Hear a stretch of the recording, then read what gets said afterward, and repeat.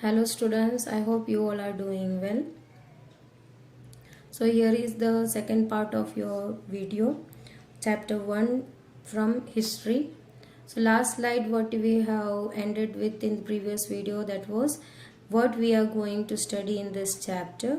So the topics are new and old terminologies, historian and their sources. Next is new social and political group, that are Rajput and Jati.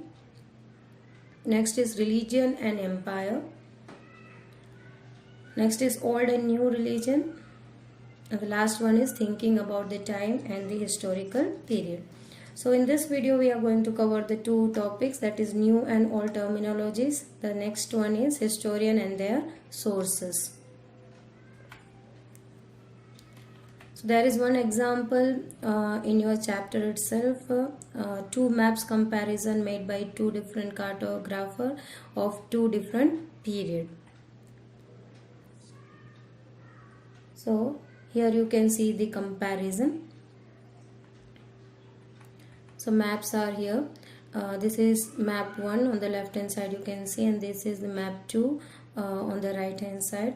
Here you can see the Sri Lanka was shown on the top, and it means the south part was shown on the top and the northern part was shown on the bottom.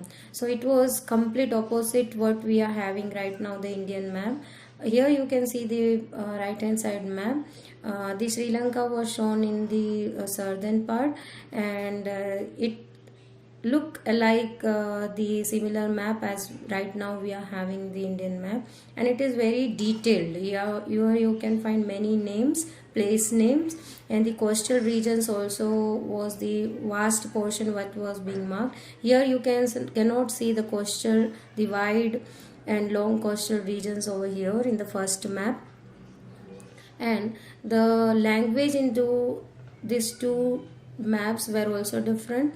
Here in first map the Arabic language was being used to write down, and in the second map the English language was being used. And here one of the important city was marked, place was marked, that was Kanauj in UP, and here were many places in detail. The many places was being written over here. It was being marked, and it is being used by the European sailors and as well as merchants in their through their voyage.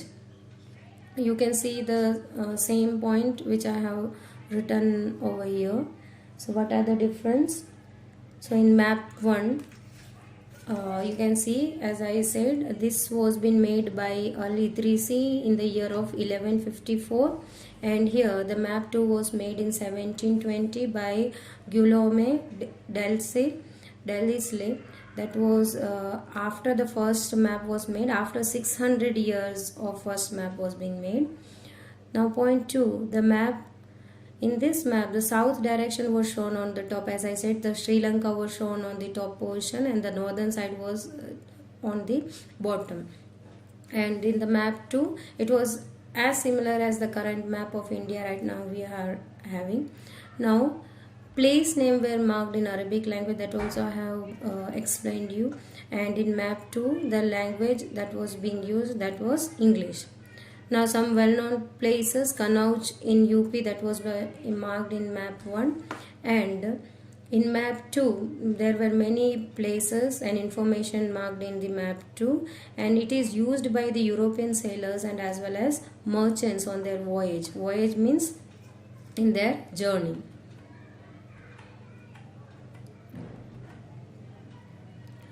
So important fact was that the science of cartography was different in the two periods. Historians read documents, maps and text. They have to be sensitive towards historical backgrounds, the context which about the past was being produced. So here we cannot say any of the cartographer, we cannot stand them in a wrong position.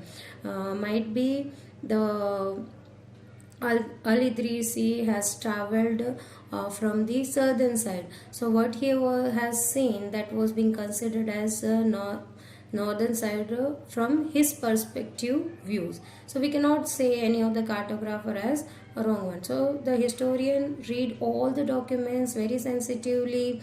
They just read and go through it, what was being produced, and they come into any kind of conclusions.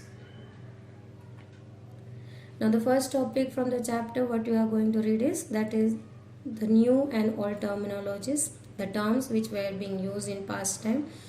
History was recorded in the various languages and which have changed over a period of time. So languages constantly change from past to present. Many a language, it was also affected by many of the invaders which came to India. So language changed considerably. Example here it is given medieval Persian, that was completely different from the modern Persian.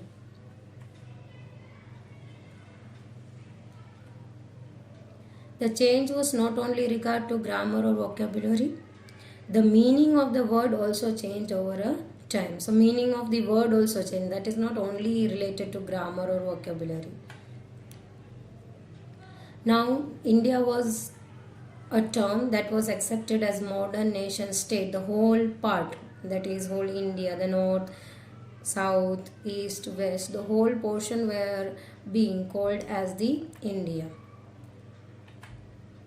Hindustan, also we call the whole portion India as Hindustan also, but in the past time it was not as similar as right now what we use this term.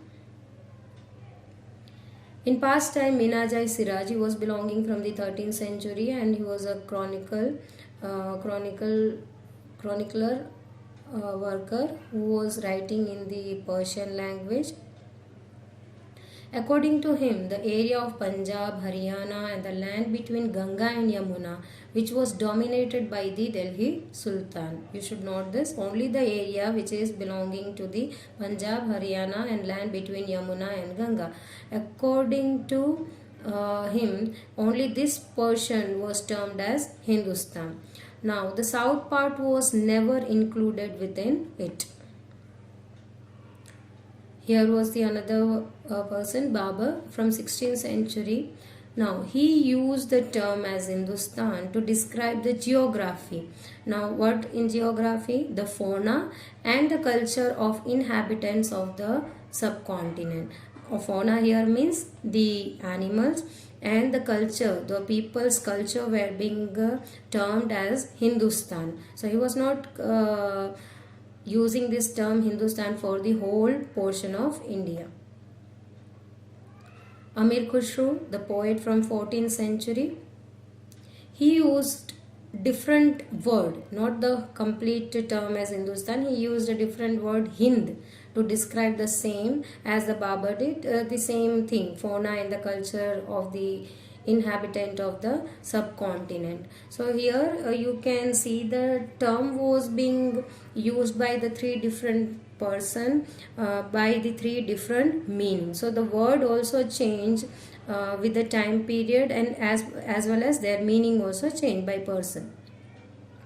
So the term did not carry the political and national meaning which we associated with it today. Like India was called as the whole portion.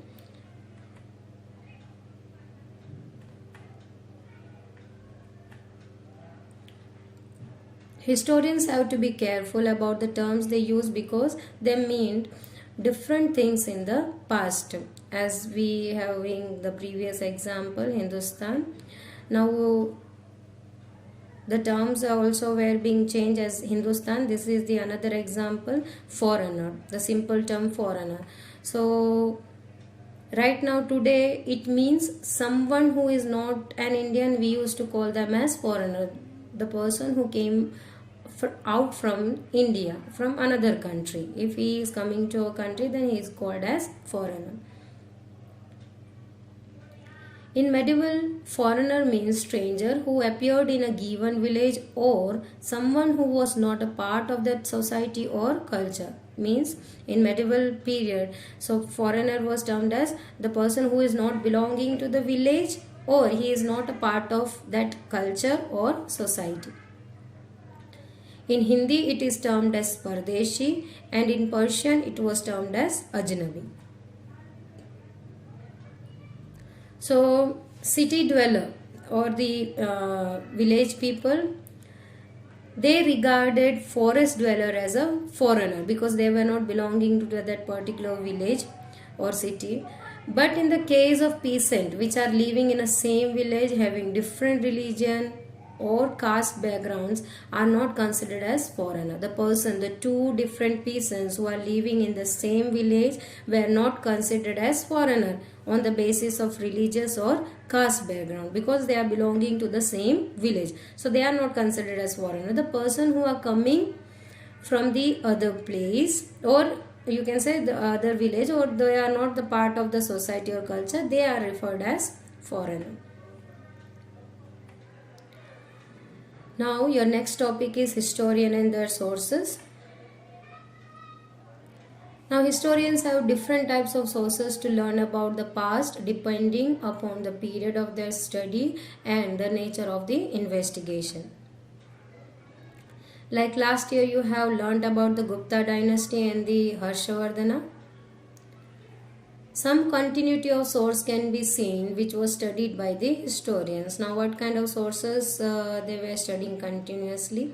They still rely upon coins, inscriptions, architecture and textual record for information. But there is also considerable discontinuity. Now why this discontinuity? Variety of textual record dramatically changed in the period of 1700 to 1750 CE and displaced other type of available information. Now why them dramatically changed? What has been changed? The textual record. Now why it was being changed? In the past time, that was in the middle of 13th century, a scholar wanted to copy a book.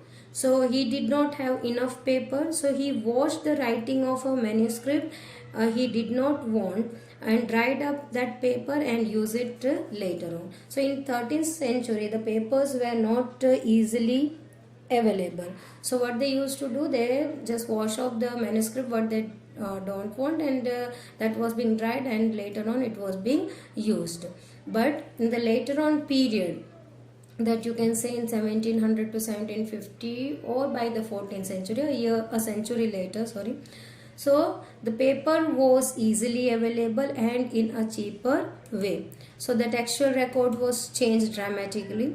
In this period, as I said, the paper became cheaper and widely available. So people now started using this paper to write down holy book, chronicles for rulers, letters and teachings of saints, petitions and judicial record. Manuscripts which were being written previously, that were being collected by the wealthy people, monasteries and temples. So they were placed in libraries and archives. Archives already you have got it in the glossary, means the where the documents and records are being kept or stored. Now these manuscripts and documents provide a lot of detailed information to the historians, but they are also difficult to use. Now why they are difficult to use?